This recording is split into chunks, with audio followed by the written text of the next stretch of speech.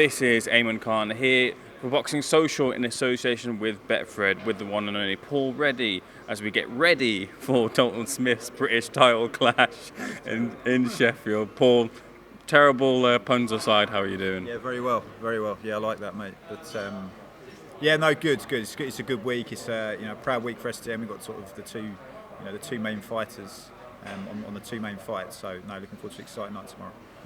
Exciting night indeed. Let's jump in straight in with Dalton Smith. Dalton, who fighters sometimes, when they look to go to the traditional route, they get the traditional British title opportunity later on down in their career. But Dalton has got this opportunity coming up tomorrow night, Sheffield derby as well. But why do you feel the time was right now to pull the trigger on that British title campaign?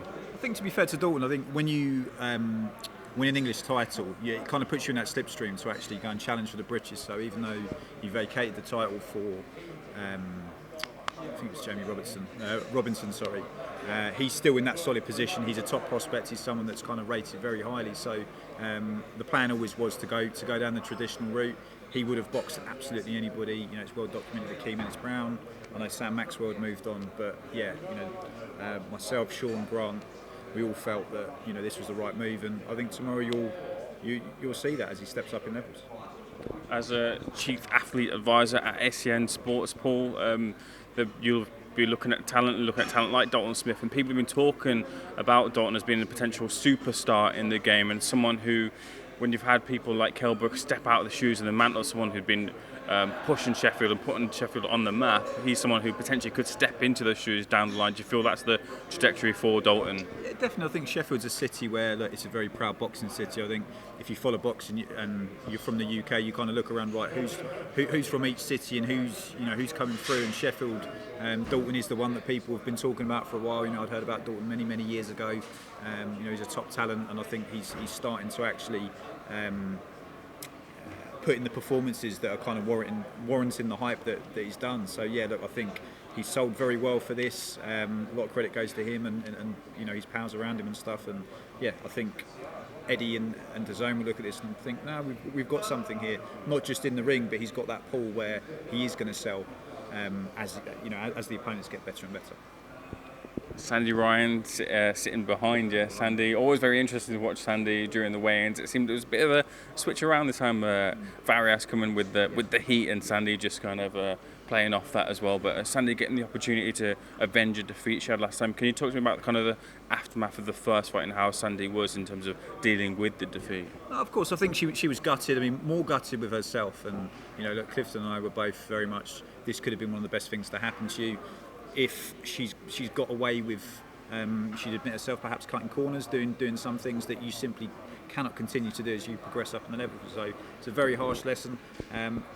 Was it the correct opponent at the correct time? Yes, I stand by that, as does Clifton. I don't think that if Farias was a puncher, would we have taken that step up? Absolutely not. But I think we saw certain chinks in her armour, the chinks that I'm confident she will expose tomorrow.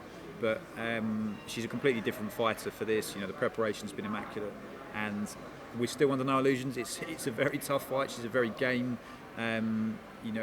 rugged opponent. She's very fit, but we know what to expect. She's not going to be any different, but Sandy's going to be completely different tomorrow.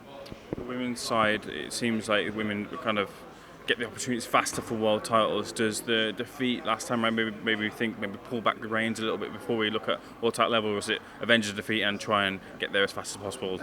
I think, to be honest, the kind of trajectory and pace we want to go at hasn't changed. That I want her to have competitive fights that she gets up for. She's one of those fighters who needs that sort of threat in front of her. But look, the 140 mix, hearing rumours that McCaskill could fight Cameron, I think that's a brilliant fight, by the way, if that does happen, if she comes down.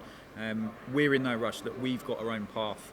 She'll win a world title next year. I'm absolutely confident in that. Some more solid learning fights against world season campaigners over 10 rounds, defend this WBC title. Crazily, box rec ratings can be a bit inflated, but if Sandy was win tomorrow, they'd put her as number 2 at 140, which is mental. It doesn't make any sense, but no, we're going to give her the correct learning fights. When the time comes to challenge her world title, she's going to be a very, very tough woman to beat. Someone who's getting all the experiences and being successful and hopefully looking to capture gold when all is said and done is Delicious Orie. We saw Delicious recently beat Nigel Paul. And give the fans what they wanted. The roof came off the venue very much nearly, but Delicious off to a flying start. Yeah, he was off to a flying start, and I spoke to Sean. I mean, Sean shot down there. I stayed here just to keep an eye on Sandy, and obviously if Dalton needed anything. But I think fair play to Delicious. It showed a lot about his character because there's been a lot of hype around him. The interest in Birmingham and the people that are covering the games, they've been all over him in terms of him being the kind of poster boy for it. So there's a lot of pressure when he walks out. You know, the reception kind of showed him that, and yeah, look, I think he acquitted himself very well. I think the last round he probably traded a bit more than he would have liked to, but he got the result against a very experienced campaigner, and on he goes. A bit of stardust about Delicious. You see on Sky, they're describing him as the next anti-Joshua now. You want to kind of curtail that a little bit because you want to put the pressure on him, but also the kind of path for him seems to be someone who could really make it in the game too. Or is Anthony the first Delicious Orie, potentially? You know, it depends how you look at it. But no, I think it's flattering to have that comparison. I know that, especially with both fighters' respective Nigerian heritage, I know Delicious got a lot out of when Anthony was training at EIS. He did speak to him, and they had conversations. So no, he's someone that, and rightly so, you know, Delicious looks up to, and I'm sure they'll probably have conversations. And he's always there if he needs to. But look, he's his own man. He's going to carve out his own career. Let's get gold here. And then, you know, we'll continue to sort of support him and build his profile as we kind of progress towards qualifying for Paris. Feels like as well, someone like Delicious and other people in sort of the West Midlands and Midlands area, there's been life being breathed into that area, and that could really be rejuvenated as an area for boxing, Birmingham and the surrounding areas too. Yeah, definitely. You've got some absolutely amazing talent. I mean, you've got sort of Olympic champion Galal Yafai. You've got Ben Whittaker. You've got Fraser's from there. Sandy's down the road. There's some real top talent, and I think it's, whilst people on different platforms, it can only be a good thing that there's going to be sort of more boxing in the Midlands, and you know it's been crying out for a while. I know Egginson kind of carried it for many years, and Frankie Gavin headlined some shows and had some brilliant fights, but you've got a real solid crop here of fighters that, you know, all different levels, something that from a fan's perspective can appeal to, you know, different sort of parts of the community, different football teams, you know, different interests, and I think you're going to get a lot of people who are going to turn out for a lot of these young men and women over the coming years. Agyarko. Kevin wants that Belfast homecoming as soon as possible. We saw him last time out against Masjid, got the victory on points. He's a little bit disappointed in himself that he's looking to maybe pull the trigger and force a stoppage if he could, but that's the just perfectionist in himself. But good performance as Kevin steps up to the levels too. Yeah, definitely. I was pleased with Kevin, and I think at the time you can watch it, look, sort of being critical, and I said this to him in the change room, probably got caught with maybe a couple of sort of right hands. It wasn't stopping this, but I think, yeah, look, there's always things to work on. He's 25 years of age, and people forget that. And again, there's a lot of interest, there's a lot of hype around him. He won't be rushed. He needs to have the correct learning fights. He's just gone into a new weight class. He's only had a couple of 10-rounders. There's already people that are calling him out and want to fight him. But yeah, look, we know what we're doing with him.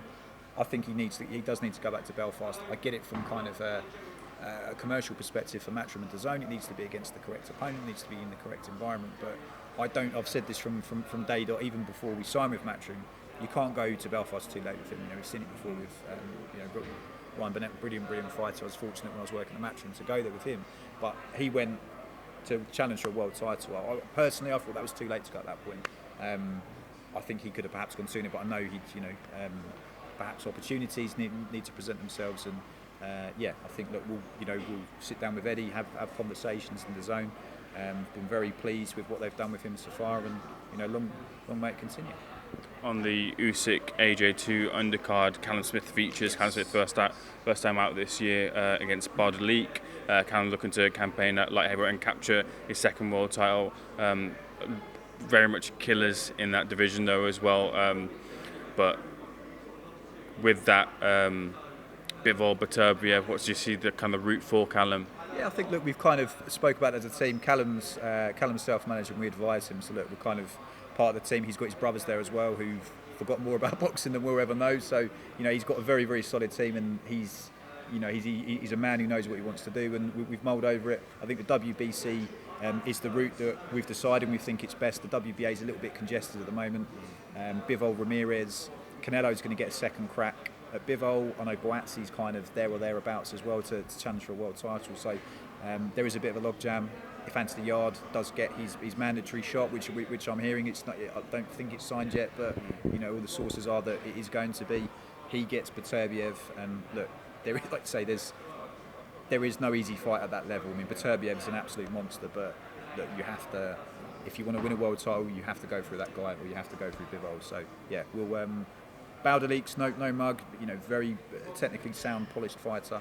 I think you're going to get a very good performance from Callum in 2 weeks' time. And we'll crack on and sort of push for the WBC challenge after that. I mentioned rejuvenation, but Callum Smith, when he jumped up to the new weight and delivered that highlight reel knockout, scary KO as well, he was someone who looked like a real threat in the division too. No, absolutely. And I think that this Callum perhaps could have come up a bit sooner, but it's very difficult when you've got a world title and there's a phrase where you can perhaps outstay your welcome. I wouldn't say he'd done that because he waited for the Canelo fight, and he took that opportunity. It was a fantastic fight for Callum. Obviously not the result that we expected or kind of wanted, but I think light heavy. I just remember looking at him in the change room, just very very thick, muscular. He didn't overeat. And I was just looking at him thinking, mate, you just look like just a complete, almost like a silverback. He looks like a Scouse silverback, just huge. But yeah, he's going to be, very few people are going to want to trade with him because I would put him in the bracket of the hardest punching division where, he could switch anyone's lights off. So very excited to see what he can do. You mentioned Usyk-AJ2 this time. Got to get your thoughts on Usyk-AJ2. A lot of people have been talking about how Anthony Joshua has to approach that fight, what he can do differently, how Usyk will be considering that everything that's going on outside of the ring too. Your thoughts on that one? Yeah, no, I think it's it's another brilliant fight. People were saying, oh, AJ needs to be more aggressive. I think that's the obvious thing. But I was talking to someone about this the other day, and I think for me, I think he needs to be fitter than he was for the last fight because Usyk's going to make him work. He wants to make Usyk work, and just so he can press and sustain his attacks when he needs to. He is going to have to go hunting for him in stages and just almost try to. It's very difficult because people get hypnotised by Usyk when you fight him, where you almost you fall into a false sense of not security, but he sort of lulls you into his movement, and then the rounds have gone and you're chasing him and you're very fatigued. But I think AJ, he marked him up, considering he didn't really hit him that much. Usyk was quite marked up, so he's just got to kind of press him. I think he just hit arms, elbows, try and sort of take his legs away from him and get the stoppage. I think guns ahead, I probably would back Usyk on a decision, but I think it will be a lot more competitive this time. Look, for British boxing and a fan of Anthony and someone that's been around him for a long time, I really hope he does knock him out because I think we'll all be cheering there, but I just think it's very difficult to see past Usyk at the moment. But again, I commend him massively for taking the rematch. Final thoughts I need to get your thoughts on. Yeah. That being former Callum Smith opponent Canelo taking on Triple G at super middleweight for the undisputed super middleweight titles. Your thoughts on that one as well? Yeah, I think it's the perfect time to do that rematch in the sense. I know that there isn't perhaps interest, but when I say perfect time, I mean I think Triple G's on the full decline. He's got no legs anymore, so I think that whilst he could still knock out a horse if you stand in front of him too long, I just think with Canelo's mobility, he's kind of judging the distance and his timing. I could see him perhaps forcing a stoppage later on, but it's a great fight, and they absolutely can't stand each other. So how do you see that one going? I'm a big Triple G fan. Yeah. I'm a big Canelo fan too. They both brought 2 fights of glorious action. I'm very much looking forward to a third fight, which will also be glorious action. I don't know who will win legitimately, but I'll be very much watching on the night. And it is 1-1 because for me, Triple G won that first fight. There's no, there is no argument around that at all. Again, that I've been around Canelo, but yeah, he did win that first fight. But, Final thing just popped in my head I need to ask you about as well. There's a lot of whispers about a potential Conor Benn versus Chris Eubank Jr. Fight down the line, or very imminently announced even so. Is that a fight that you feel that maybe is needed, considering buzz around boxing, that the lapsed fans who'd known the fathers, who haven't watched boxing before, they see that the sons are fighting, bring back the fathers, and it brings back a bit more buzz to boxing if that fight was announced? Yeah, definitely. I think it's an event, isn't it? It becomes more than a fight because the fathers get involved, and it kind of stokes up old rivalries and old fights. It's an absolutely mental fight. When I kind of heard whispers about it a few months ago, But mate, we'll all tune in to watch it. I think it'll be utterly ridiculous. I think Eubank has got this ridiculous granite chin. You think, okay, albeit it was against George Groves, but Groves didn't budge him. I know he cut him and beat him convincingly, but he didn't really budge him. I think Conor can seriously bang. Will those few pounds allegedly that it's going to be at, is that going to take enough out of Eubank to perhaps? I don't think the chin's going to be susceptible, but maybe he'll be a bit susceptible downstairs. I think it's difficult for Conor because I think he still needs learning fights that he's not ready for any of the world champions, or say the world champions. You wouldn't put him in with a Spencer Crawford. I know that's kind of tied up. Ennis, you've got someone like McKinson is a brilliant fighter, but he's very much in the who needs him club, and I think that's that's not a slight on him at all. I think he's technically brilliant.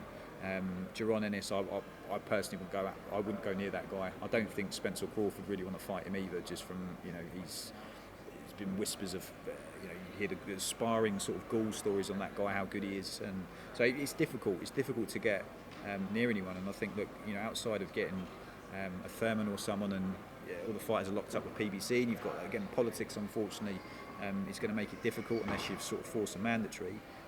It's a big fight, and Conor's a big name. He's arguably one of the outside of the heavyweights. If you're sort of looking through the weight classes of people that we've got over here, he is one of the biggest names. And look, it's fortunate I matched a lot of Conor's fights early on. I still speak to him.